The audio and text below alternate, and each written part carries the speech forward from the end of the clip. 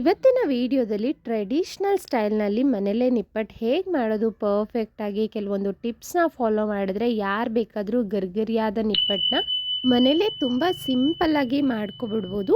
ಎಲ್ಲೂ ಸ್ಕಿಪ್ ಮಾಡದೆ ಕಂಪ್ಲೀಟ್ ವಿಡಿಯೋನ ನೋಡಿ. ವಿ ಕಿಚನ್ ಕನ್ನಡಗೆ ಸ್ವಾಗತ. ಯಾರೆಲ್ಲ ಸಬ್ಸ್ಕ್ರೈಬ್ ಮಾಡಿಲ್ಲ ಪ್ಲೀಸ್ ಸಬ್ಸ್ಕ್ರೈಬ್ ಮಾಡಿ. ಮೊದಲಿಗೆ ಒಂದು ಕಪ್ಪಿನ ಅಳತೆಯಲ್ಲಿ ಇಲ್ಲಿ 1/4 ಕಪ್ ಆಗುವಷ್ಟು ಕಡಲೆ ಬೀಜನ ಹುರಿದು ಮೇಲೆ ಸಿಪ್ಪೆ ತೆಗೆದು ಹಾಕೊಳ್ತಾ ಇದ್ದೀನಿ ಮಿಕ್ಸಿ ಜಾರ್ಗೆ. 1/4 ಕಪ್ ಆಗುವಷ್ಟು ಹುರಿಗಡಲೆ ಹಾಕೊಳ್ಳೋಣ. ಎರಡನ್ನೂ ಪಲ್ಸ್ ಮೋಡಲ್ಲಿ ಜಸ್ಟ್ ಆನ್ ಆ್ಯಂಡ್ ಆಫ್ ಮಾಡಿದ್ರೆ ನಿಮ್ಗೆ ಈ ರೀತಿ ತರ್ತರಿಯಾಗಿ ರುಬ್ಬಿ ಪಕ್ಕಕ್ಕೆ ಇಟ್ಕೊಳ್ಳಿ. ನಂತರ 1 ಕಪ್ ಆಗುವಷ್ಟು ಅಕ್ಕಿ ಹಿಟ್ಟು ತೊಗೊಳ್ಳಿ. ಅಂಗಡಿದಾದರೂ ಪರವಾಗಿಲ್ಲ ಅಥವಾ ಮನೇಲಿ ಮಾಡಿರೋದಾದರೂ ಪರವಾಗಿಲ್ಲ. ಇದನ್ನು ಜರಡಿ ಹಿಡ್ಕೋಬೇಕು ನೋಡಿ, ನೈಸಾಗಿರಬೇಕು. ನಂತರ ರುಬ್ಬಿ ಇಟ್ಕೊಂಡಿರೋ ಅಂಥ ಕಡಲೆಬೀಜ ಪುಡಿನ ಹಾಕೊಳ್ಳೋಣ. ಇದಕ್ಕೆ ಒಂದು 10 ಎಸಳು ಬೆಳ್ಳುಳ್ಳಿನ ಕುಟ್ಬಿಟ್ಟು ಸೇರಿಸ್ಕೊಂಡಿದ್ದೀನಿ. ಬೆಳ್ಳುಳ್ಳಿ ಆಪ್ಷನಲ್, ಬಟ್ ಹಾಕಿದ್ರೆ ತುಂಬ ರುಚಿಯಾಗಿರುತ್ತೆ. ನಂತರ ಸಣ್ಣದಾಗಿ ಹೆಚ್ಚಿಟ್ಕೊಂಡಿರೋ ಅಂಥ ಕರಿಬೇವಿನ ಎಲೆನ ಹಾಕೊಳ್ತಾ ಇದ್ದೀನಿ. ರುಚಿಗೆ ತಕ್ಕಷ್ಟು ಉಪ್ಪನ್ನು ಹಾಕೊಳ್ಳೋಣ. ನಾನಿಲ್ಲಿ 1 ಕಪ್ಗೆ ಅರ್ಧ ಟೀ ಸ್ಪೂನ್ ಆಗುವಷ್ಟು ಉಪ್ಪನ್ನು ಹಾಕ್ಕೊಂಡಿದ್ದೀನಿ. ಖಾರಕ್ಕೆ ತಕ್ಕಂತೆ ನೋಡಿಕೊಂಡು ಖಾರದ ಪುಡಿ ಅರ್ಧ ಟೀ ಸ್ಪೂನ್ ಹಾಕಿದ್ದೀನಿ ನಾನು. ಒಂಚೂರು ಜೀರಿಗೆ ಹಾಕ್ಕೊಳ್ಳಿ. ಈಗ ಎಲ್ಲವನ್ನು ಒಂದ್ಸಲ ಚೆನ್ನಾಗಿ ಮಿಕ್ಸ್ ಮಾಡ್ಕೊಳ್ಳಿ. ಎಲ್ಲ ಚೆನ್ನಾಗಿ ಮಿಕ್ಸ್ ಆಗಬೇಕು. ನಂತರ ಇದಕ್ಕೆ 3 ಟೇಬಲ್ ಸ್ಪೂನ್ ಆಗುವಷ್ಟು ಎಣ್ಣೆ ಹಾಕ್ತಾ ಇದ್ದೀನಿ. ನಾನೇನು ಕಾಯಿಸಿಲ್ಲ, ಹಾಗೆ ನಾರ್ಮಲ್ ಆಯಿಲ್ನ ಹಾಕ್ತಾ ಇದ್ದೀನಿ, ಅಡುಗೆ ಎಣ್ಣೆ. ಈಗ ಚೆನ್ನಾಗಿ ಮಿಕ್ಸ್ ಮಾಡ್ಕೊಳ್ಳಿ. ನಮಗೆ ಆ ಎಣ್ಣೆ ಎಲ್ಲ ಚೆನ್ನಾಗಿ ಹೊಂದ್ಕೋಬೇಕು. ಈ ರೀತಿ ಚೆನ್ನಾಗಿ ಮಿಕ್ಸ್ ಮಾಡ್ಕೊಂಡಾದಮೇಲೆ ಈಗ ಇದಕ್ಕೆ ನೋಡಿಕೊಂಡು ಸ್ವಲ್ಪನೇ ಬಿಸಿನೀರನ್ನು ಹಾಕ್ತಾ ಇದ್ದೀನಿ ನಾನು. ಬಿಸಿನೀರು ಸೇರಿಸ್ಕೊಂಡು ಈ ರೀತಿ ಹಿಟ್ಟಿನ ಅದಕ್ಕೆ ಮಿಕ್ಸ್ ಮಾಡ್ಕೋಬೇಕು. ನಾನು ಇಲ್ಲಿ 1 ಕಪ್ ಅಕ್ಕಿ ಹಿಟ್ಟಿಗೆ ನನಗೆ ಸುಮಾರು ಅರ್ಧ ಕಪ್ ಆಗೋಷ್ಟು ನೀರಾಯಿತು ಅಷ್ಟೇ.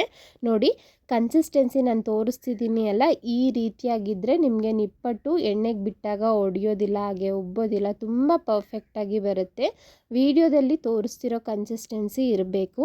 ನಾನು ಹೇಳ್ದಾಗೆ 1 ಕಪ್ ಅಕ್ಕಿ ಹಿಟ್ಟಿಗೆ ನನಗೆ ಸುಮಾರು ಅರ್ಧ ಕಪ್ಪಿಂದ 3/4 ಕಪ್ಗಿಂತ ಕಡಿಮೆನೇ ನೀರು ಬೇಕಾಯಿತು.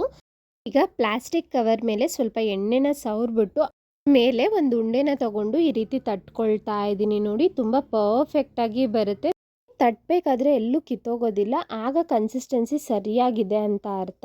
ನೋಡಿ ಇನ್ನೊಂದು ಉಂಡೆನೂ ತಗೊಂಡು ಈ ರೀತಿ ತಟ್ಕೊಳ್ತಾ ಇದ್ದೀನಿ. ಇಟ್ಟು ಆರೋಗಬಾರ್ದು, ಪ್ಲೇಟ್ ಮುಚ್ಚಿಟ್ಟಿರಿ. ಇದೇ ರೀತಿ ಒಂದು 4 ತಟ್ಕೊಂಡು ನೀವು ಎಣ್ಣೆಯಲ್ಲಿ ಕರ್ಕೊಳ್ತಾ ಇದ್ರೆ ತುಂಬ ಈಸಿಯಾಗಿ ಆಗಿಬಿಡುತ್ತೆ. ಏನಾದರೂ ಬೇಕ್ರಿ ಸ್ಟೈಲ್ನಲ್ಲಿ ಒಂದೇ ಶೇಪು ಒಂದೇ ಸೈಜ್ ಬೇಕು ಅಂದರೆ ಈ ರೀತಿ ಒಂದು ಕ್ಯಾಪ್ ತೊಗೊಂಡು ಆ ಸೈಜ್ಗೆ ಎಲ್ಲ ನಿಪ್ಪಟ್ಟನ್ನ ಮಾಡ್ಕೋಬೋದು. ನೀವು ನಿಪ್ಪಟ್ಟಿನ ದಪ್ಪ ನೋಡ್ಬೋದು, ತುಂಬ ತೆಳ್ಳಗೂ ಇಲ್ಲ ದಪ್ಪನೂ ಇಲ್ಲ, ಈ ಕನ್ಸಿಸ್ಟೆನ್ಸಿ ಇರಬೇಕು. ನಾನಿವತ್ತು ಹೋಮ್ಲಿ ಫುಡ್ ಥರನೇ ಫೀಲ್ ಕೊಡಬೇಕು ಅಂತ ಕೈಯಲ್ಲೇ ಎಲ್ಲವನ್ನು ತಟ್ಟಿ ಹಾಗೆ ಹಾಕ್ತಾ ಇದ್ದೀನಿ. ಎಣ್ಣೆ ಮೀಡಿಯಮ್ ಆಗಿ ಕಾದಿದ್ರೆ ಸಾಕು. ಮೀಡಿಯಮ್ ಫ್ಲೇಮ್ ಇಟ್ಟು ಒಂದೊಂದನ್ನೇ ಎಣ್ಣೆಯಲ್ಲಿ ಬಿಡೋಣ. ಒಂದು 30 ಸೆಕೆಂಡ್ ಏನು ಟಚ್ ಮಾಡೋಕ್ಕೆ ಹೋಗಬೇಡಿ. ನೋಡಿ ಅದೇ ತಳದಲ್ಲಿ ಕೂತು ಮೇಲೆ ಹಾಗೆ ಬರುತ್ತೆ ಅಲ್ಲ, ಅಲ್ಲಿವರೆಗೂ ಏನು ಟಚ್ ಮಾಡೋಕ್ಕೆ ಹೋಗಬೇಡಿ, ಶೇಪ್ ಹಾಳಾಗಿಬಿಡುತ್ತೆ. ಸ್ವಲ್ಪ ಗಟ್ಟಿ ಆಗ್ತಿದ್ದಂತೆ ಎರಡೂ ಕಡೆನೂ ತಿರುಗಿಸ್ಕೊಳ್ತಾ ಫ್ರೈ ಮಾಡ್ಕೊಳ್ಳೋಣ. ನೋಡಿ ನಿಮಗೆ ಪೂರಿ ಥರ ಎಲ್ಲೂ ಉಬ್ಬಲ್ಲ, ಹಾಗೆ ಎಣ್ಣೆಗೆ ಬಿಟ್ಟಾಗ ನಿಮಗೆ ಬಿಟ್ಕೊಳ್ಳೋದಿಲ್ಲ, ತುಂಬ ಚೆನ್ನಾಗಿ ಬರುತ್ತೆ. ಈ ನಿಪ್ಪಟ್ಟು ಟೇಸ್ಟೂ ಅಷ್ಟೇ, ನೀವು ಹೊರಗಡೆ ತರೋದಕ್ಕಿಂತ ಈ ರೀತಿ ಮನೇಲಿ ಮಾಡಿಕೊಂಡ್ರೆ ಹೆಚ್ಚು ರುಚಿಯಾಗಿರುತ್ತೆ ಅಂತ ಹೇಳ್ಬೋದು. ಮೀಡಿಯಮ್ ಫ್ಲೇಮಲ್ಲೇ ನಾನು ಎರಡೂ ಕಡೆ ಗೋಲ್ಡನ್ ಬ್ರೌನ್ ಬರೋವರೆಗೂ ಫ್ರೈ ಮಾಡ್ಕೊಂಡಿದ್ದೀನಿ. ಒಂದೊಂದನ್ನೇ ತೆಗೆದು ಪಕ್ಕಕ್ಕೆ ಇಟ್ಕೊಳ್ಳೋಣ. ಮೀಡಿಯಮ್ ಫ್ಲೇಮಲ್ಲೇ ಚೆನ್ನಾಗಿ ಫ್ರೈ ಮಾಡ್ಕೊಳ್ಳಿ, ಒಳ್ಳೆ ಬಣ್ಣ ಬರೋವರೆಗೂ. ಹೈ ಫ್ಲೇಮು ಅಥವಾ ಲೋ ಫ್ಲೇಮಲ್ಲೆಲ್ಲ ಮಾಡೋಕ್ಕೆ ಹೋಗಬೇಡಿ, ಎಣ್ಣೆ ಜಾಸ್ತಿ ಕುಡಿಯೋದಿಲ್ಲ. ಈ ರೀತಿ ಮಾಡಿದ್ರೆ ತುಂಬ ಪರ್ಫೆಕ್ಟಾಗಿ ಬರುತ್ತೆ. ಏನೆಲ್ಲ ಸಖತ್ ಇಷ್ಟಪಟ್ಟರು, ತುಂಬ ಚೆನ್ನಾಗಿರುತ್ತೆ. ಒಂದ್ಸಲ ಟ್ರೈ ಮಾಡಿ.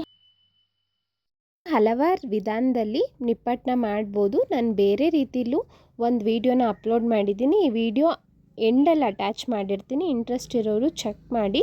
ಹಾಗೆ ನಿಮಗೆ ನಿಪ್ಪಟ್ಟು ಗರ್ಗರಿಯಾಗೆ ಎಷ್ಟು ದಿನ ಆದರೂ ಇರಬೇಕು ಅಂದರೆ ಹೇರ್ ಟೈಟ್ ಬಾಕ್ಸಲ್ಲಿ ಈ ರೀತಿ ಸ್ಟೋರ್ ಮಾಡಿ ಇಟ್ಕೋಬೇಕು. ಹಾಗೆ ಓಪನ್ ಪ್ಲೇಸಲ್ಲಿ ಬಿಟ್ಬಿಟ್ರೆ ಅದು ನಾಳೆ ಅಷ್ಟರಲ್ಲೇ ನಿಮಗೆ ಮೆತ್ತಗಾಗ್ಬಿಡುತ್ತೆ. ಈ ರೀತಿ ಹಲವಾರು ರೆಸಿಪೀಸ್ಗಾಗಿ ನಮ್ಮ ಚಾನಲ್ನ ಸಬ್ಸ್ಕ್ರೈಬ್ ಮಾಡಿ. ಹಾಗೆ ನಿಮ್ಮ ಫ್ಯಾಮಿಲಿ ಫ್ರೆಂಡ್ಸ್ಗೆ ಈ ವಿಡಿಯೋನ ಶೇರ್ ಮಾಡಿ. ಹಾಗೆ ಲೈಕ್ ಮಾಡೋದನ್ನು ಮರಿಬೇಡಿ.